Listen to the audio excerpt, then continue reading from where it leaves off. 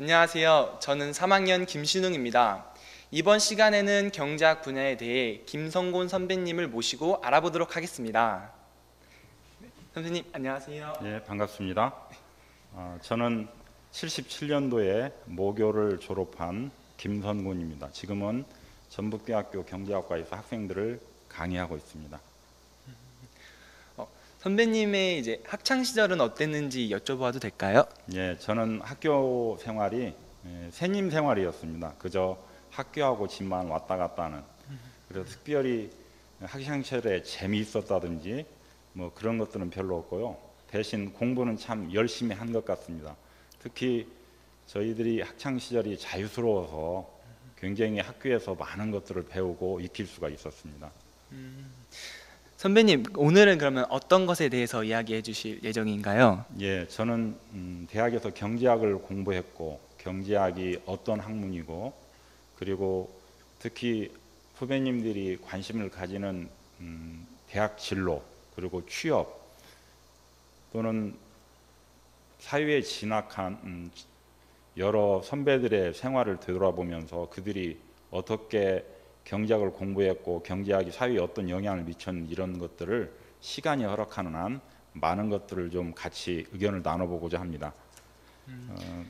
제가 오늘 이 인터뷰를 준비하면서 먼저 우리 김신웅 학생에게 몇 가지 질문을 한번 드려볼까 합니다. 혹시 우리 후배님은 합리적인 인간인가요? 저는 사실 그렇게 못 사는 것 같습니다. 예, 경제학은 합리성이라고 하는 것을 전제로 합니다. 다시 말하면 사람들이 생각하고 의사결정을 할 때 어떻게 하면 합리적인 의사결정을 해서 우리의 삶을 풍족하게 할 것인가 이런 것들을 같이 연구하고 공유하는 그런 학문이라고 말할 수 있습니다.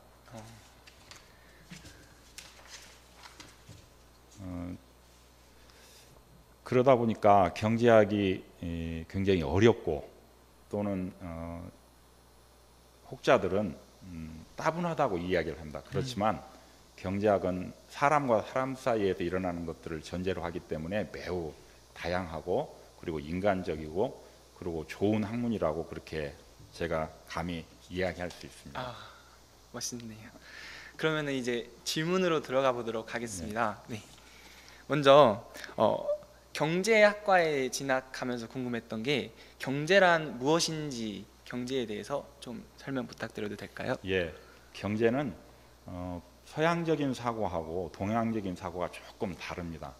서양에서 경제는 영어에서 경제를 이코노미라고 하는데 오이코스라고 하는 말하고 그 다음에 노미아라고 하는 말이 합쳐진 말입니다. 오이코스라는 말은 가게, 가정이라는 말이고 노미아라는 말은 경영이라는 개념인데 그래서 서양에서 경제학은 주로 개별 경제 주체들의 행동을 주로 분석하는 학문이라고 이야기를 합니다. 반면 동양에서는 경국제민이라고 하는 말의 준말로 이야기합니다. 경국이라는 말은 나라를 다스린다는 말이고 제민이라는 말은 백성들을 이롭게 한다. 그래서 주로 단체 개념, 집합 개념 그렇게 이야기를 합니다. 그래서 동양적인 사고하고 서양적인 사고가 조금 다르기는 하지만 어쨌든 가계나 전체 경제 주체들의 행동을 종합적으로 이해하고 그들의 행동을 분석해서 좀 더 우리 생활의 질을 높이고자 하는 것을 연구 대상으로 하는 학문이라고 말할 수 있습니다. 처음에 제가 우리 후배님에게 합리적이냐 그렇게 물어봤 이유는 뭐냐면 우리가 사용할 수 있는 모든 자원들이 항상 부족하기 때문에 그 부족한 자원을 우리는 어떻게 하면 효율적으로 또는 합리적으로 사용할 것인가 라고 하는 것들을 따지다 보니까 이 경제학이 출발되었고 그래서 우리 경제이론은 합리적이라 라고 하는 것들을 전제로 한다고 이야기할 수 있습니다.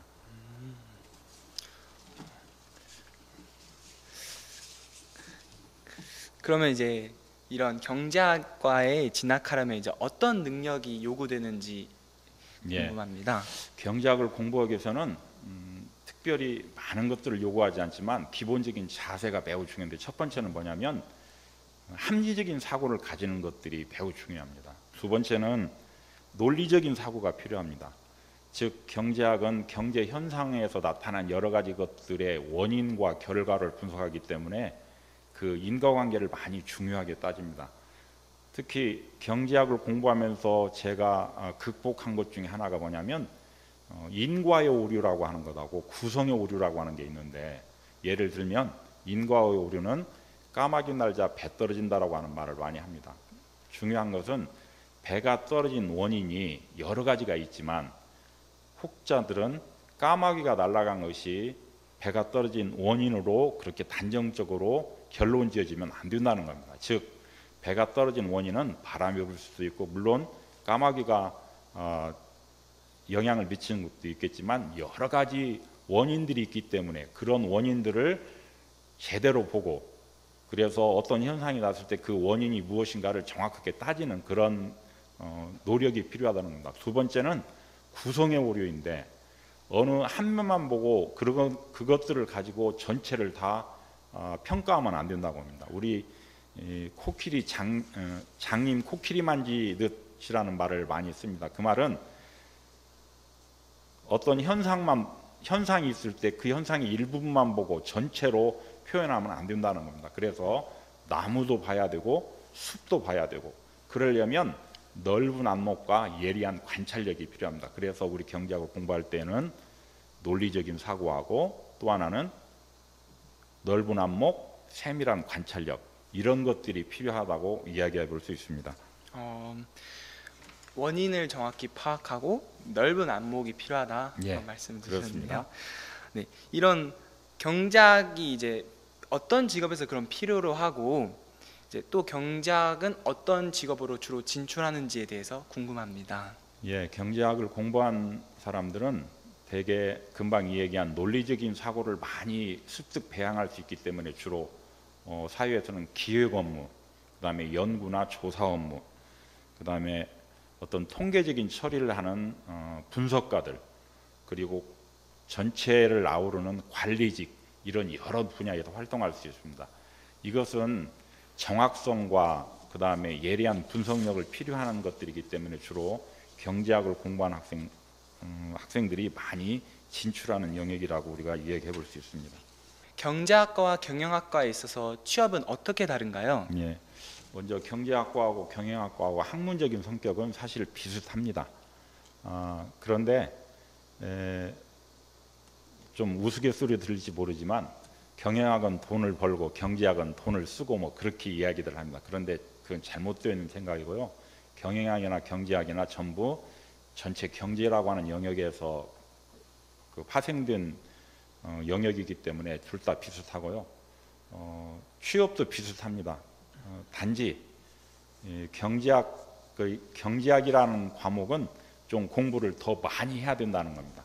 그만큼 학문의 분야가 좀 넓고 좀 어렵고 그렇습니다.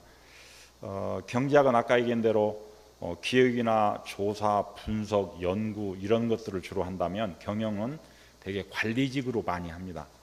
그래서 관리를 하다 보면 인사관리도 해야 되고 재무관리도 해야 되고 그다음에 생산관리도 해야 되고 뭐 이런 그 분야를 되게 다루는 게 경영학이라고 말할 수 있습니다. 그렇다면 경제는 좀 더 학문성이 짙고, 그렇죠. 경영은 좀 더 실제적으로 운영하는 것에 가깝다고 볼 수 예, 있네요. 그렇게 말할 수 있습니다. 다시 말하면 경제 이론들이 경영학에 어떤 기초를 제공해 준다라고 얘기해 볼 수 있습니다. 네, 다음으로는 이제 경제학 중에는 정치 경제학이라는 학문도 있고, 네, 대학을 설립할 때도 정경대학 이렇게 구성하는 경우도 많은데요. 학문적으로 정치와 경제학은 어떤 관련이 있는 것인가요? 우리가 불가근, 불가원 그런 용어를 쓸 수 있습니다. 너무 가까이 있어도 문제가 생길 수 있고 너무 멀리 있어도 문제가 생길 수 있고, 정치하고 경제는 우리가 역사에서 과거 역사시대나 선사시대 때 재정, 그러니까 제사하고 정치가 일치됐다가 분리된 것처럼 정치하고 경제도 그렇게 일치했다가 분리되기도 하고, 지금은 서로 도와주고 서로 경계하는 그런 영역이라고 이해해 볼 수 있습니다. 우리가 정치하고 경제가 너무 밀접해 있으면 그걸 정경유착이라고 부르고, 그 다음에 정치하고 경제가 너무 떨어져 있으면 이 사회가 굉장히 딱딱하고 어렵습니다. 그래서 정치는 경제를 이끌어주는 힘이 되고 경제는 정치를 뒷받침하는 밑바탕이 되기도 하고, 그래서 정치하고 경제는 너무 떨어져 있어도 안 되고 너무 붙어 있어도 안 된다고 그럽니다. 원래 경제학의 기본은 원래 정치 경제학입니다. 원래 출발은. 하지만 너무 정치하고 경제가 밀접하면 무슨 문제가 생기냐면, 경제적인 문제는 경제적인 방법으로 풀어야 되고 정치적인 문제는 정치적인 방법으로 풀어야 되는데, 너무 가까이 있다 보면 정치적인 문제를 경제적인 방법으로 풀려고 하고 경제적인 문제를 정치적으로 풀려고 하다 보니까 문제가 생기는 거거든요.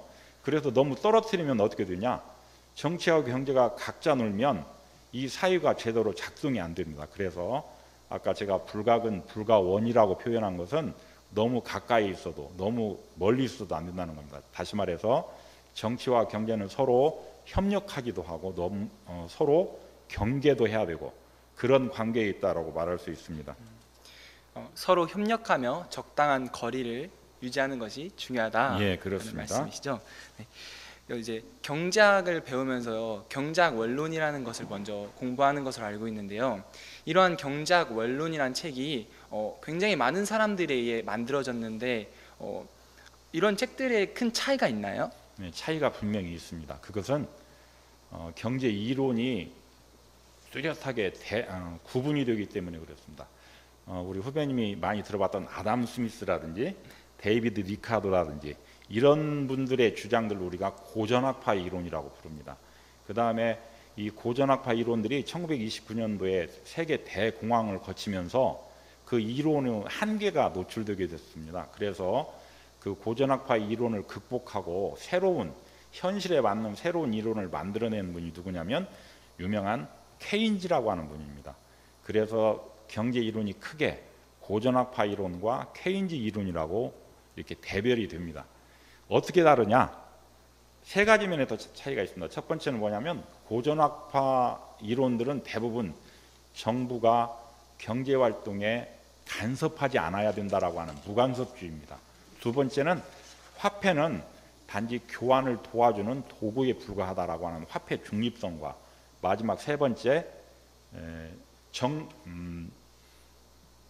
경제 정책이나 이런 것들이 별로 필요 없다는 겁니다. 그런데 그런 것들을 하다 보니까 세계 대공황을 겪게 됐고, 그래서 케인즈라고 하는 학자가 등장해서 그들의 이론을 정립시킨 게 뭐냐면, 제일로 중요한 것은 경제는 아담 스미스가 얘기했던 보이지 않는 손에 의해서만 모든 것들이 해결되지는 않는다라고 하는 것을 알게 됐고, 그래서 이제는 보이는 손, 정부의 역할도 중요하구나. 두 번째, 화폐가 단순히 교환을 도와주는 매개에서 끝나는 게 아니고 화폐 그 자체가 하나의 상품이구나. 그리고 세 번째는 이른바 정부가 적극적으로 경제활동에 개입해야 되는구나. 이런 세 가지 차이점에 의해서 경제 이론이 나눠져 있기 때문에 그 책을 저술한 사람이 어떤 성격의 이론들을 더 추종하느냐에 따라서 그 내용이 달라질 수 있습니다. 지금 대학에서 경제학 원론 교재로 많이 쓰여지는 책이 맨큐라고 하는 학자가 쓴 맨큐의 경제학이라는 책입니다. 그런데 이 맨큐라고 하는 분은 이른바 케인지안이라고 부릅니다. 케인즈를 따르는 분들, 뭐 그렇게 우리가 얘기할 수 있는데, 이 맨큐는 케인지안이기 때문에 케인즈의 이론을 좀 더 중점적으로 서술하고 있다고 얘기해 볼 수 있습니다. 따라서 우리가 배우는 경제학 책은 고전학파 이론과 케인즈 이론으로 나누어져 있지만, 우리가 대학에서 배우는 내용은 사실은 케인즈 이론과 고전학파 이론을 같이 엮어놨기 때문에 그렇게 크게 차이점은 없습니다. 단지 이론의 차이점은 있지만 경제학 원론 책들은 많은 부분들을 다 포함하고 있다고 우리가 이야기해 볼 수 있습니다. 이제 사람마다 이제 고전학파 아니면 케인즈 학파 나눠서 이제 정책인 부분이나 화폐에 대한 태도, 그런 부분에 대해서 차이가 있다고. 좀 첨언하면 경제 문제를 해결하는 방법이 시장에서 가격이라고 하는 것에 의해서 해결하도록 노력을 하는 거냐, 아니면 정부가 적극적으로 개입해서 해결하는 거냐에 따라서 시장에서 가격이라고 하는 것들이 작동해서 경제 문제를 해결하려고 주로 논리적인 배경을 주장하는 것이 고전학파 이론이라고 하고, 정부가 적극적으로 시장에 개입해서 경제 문제를 해결하는 것이 케인즈 이론이다, 그렇게 이야기하면 오히려 쉽게 우리가 이해할 수 있을 것 같습니다. 코로나가 우리의 삶에 많은 영향을 끼쳤는데요. 이러한 영향이 경제학에는 어떤 영향을 끼쳤는지 궁금합니다. 우리 생활이 경제 생활이기 때문에 경제학은 우리 경제 생활을 설명하는 학문이라고 본다면, 이 코로나 사태 이후에 우리 경제 생활이 어떻게 변할지는 사실 우리가 예상하기가 매우 힘듭니다. 불확실하다라고 이야기하는데, 다행히 우리 경제학이라는 학문이 합리성이라고 하는 것들을 전제로 하기 때문에 이런 불확실성을 어느 정도는 불확실성을 확실성으로 바꿔주는 그런 역할을 한다고 말할 수 있습니다. 특히 변화의 방향, 변화의 속도 또는 변화의 정도가 불확실한 상황에서 우리는 적극적으로 그 변화에 대응을 해야 됩니다. 그러려면 많은 정보, 많은 내용들을 또는 많은 지식들을 우리가 습득하고 또 공유하는 것이 매우 중요합니다. 이 공유할수록 우리가 가지고 있는 불확실성은 좀 더 확실성으로 바뀌어지게 되고, 그래서 이 의사결정에 우리가 적극적으로 개입하는 것이 필요합니다. 기업가들은 어떤 생산을 할 것인가가 불확실하게 되고, 소비자들은 어떤 소비를 하는 것이 바람직한가라고 하는 의사결정을 하기가 점점 어려워진다는 겁니다. 그럴수록, 이렇게 불확실한 상황일수록 우리는 가지고 있는 정보들 또는 지식들을 서로 공유하고 활용하는 것이 매우 중요합니다. 그러기 위해서 우리 경제학이 매우 필요하다고 말할 수 있습니다. 특히 이제 우리 인간이 가지고 있는 능력들이 최고조로 발휘돼서 이른바 인공지능, 즉 AI 시대가 도래하고 있습니다. 이런 AI를 적극적으로 활용하는 것도 매우 필요하다고 보여집니다. 이 AI가 우리의 일자리를 대신하거나 우리 일자리를 빼앗는다고 생각하지 말고, AI가 또 창출하는 우리의 일자리도 분명히 있습니다. 그래서 막연한 두려움보다는 적극적으로 이런 변화의 상황에 대응하는 것, 그리고 그런 대응할 수 있는 지식과 정보들을 축적하는 것, 이런 것들이 매우 필요하다라고 이야기해 볼 수 있습니다. 너무 걱정할 것까지는 없는 것 같습니다. 우리 인간이 위대함은 이런 어려운 상황에서도 이런 변화에 적극적으로 대응하고 또 변화를 선도하는 것이기 때문에, 우리 후배님들도 너무 걱정하지 말고 노력하는 자에게 길이 보이듯이 이 변화에 적극적으로 또는 능동적으로 대응할 수 있었으면 좋겠습니다. 그렇다면 이제 합리적인 의사결정을 할 수 있는 경제학도가 할 수 있는 것은 이제 무엇이 있을까요? 예, 제가 제일 존경하는 학자인 영국의 케임브리지 대학의 알프레드 마샬이라고 하는 교수님이 경제학을 공부하는 학생들에게 제시해준 금언이 하나 있습니다. 그건 뭐냐면 cool head but warm heart라고 하는 말입니다. 그냥 단순하게 번역하면 차가운 머리야 따뜻한 가슴 그러는데, 우리가 좀 그걸 배운 사람처럼 표현해 보면 경제학을 공부하는 학생은 뜨거운 열정과 냉철한 지성을 가져야 된다, 그렇게 이야기하고 있습니다. 그러니까 냉철한 지성이라는 말은 합리적으로 생각하고 합리적인 의사결정을 하라는 말이고, 따뜻한 가슴이라는 말은 주변에 어려운 사람들을 같이 생각해주고 포용할 수 있어야 된다, 그런 말입니다. 그런데 이걸 좀 단어를 바꿔보면 이상한 게 변합니다. 쿨헤드가 아니라 아이시 핫, 그러니까 가슴은 차갑고 머리만 뜨거우면 이런 사람들은 빨리 흥분하고 사회적인 역할을 못하게 됩니다. 그러니까 경제학을 공부하려면 적어도 마음이 따뜻해야 된다는 겁니다. 우리 김신웅 후배도 그런 자세를 좀 가졌으면 좋겠어요. 경제학뿐만이 아니라 다른 학문도 마찬가지고, 세상을 살면서 우리가 따뜻한 마음을 갖는 거. 우리 모교가 미션 스쿨이기 때문에 항상 이웃을 사랑하라 그런 말을 많이 배웁니다. 그것은 굉장히 뭐 고차원적이고 그런 말이 아니고 매우 현실적이고 우리 생활에서 직접 할 수 있는 얘기인데, 경제학에서도 차가운 냉철한 지성을 가지고 있지만 항상 그 마음은 따뜻하고, 이른바 아까 경국 재민에서 얘기했다시피 잘 세상을 다스려서 주변의 이웃들을, 백성을 도울 수 있는 그런 자세를 가지는 것이 경제학도가 가지고 있는 첫 번째 자세라고 이야기해 볼 수 있습니다. 네. 네, 그럼 이제 마지막으로 저희 후배님들에게 말씀 한마디 부탁드립니다. 예. 아까 제가 베이비 부모 세대라고 이야기했는데, 사실 고등학교도 그랬지만 사실 제가 대학에 다닐 때는 대학 생활이 별로 원활하지 못했습니다.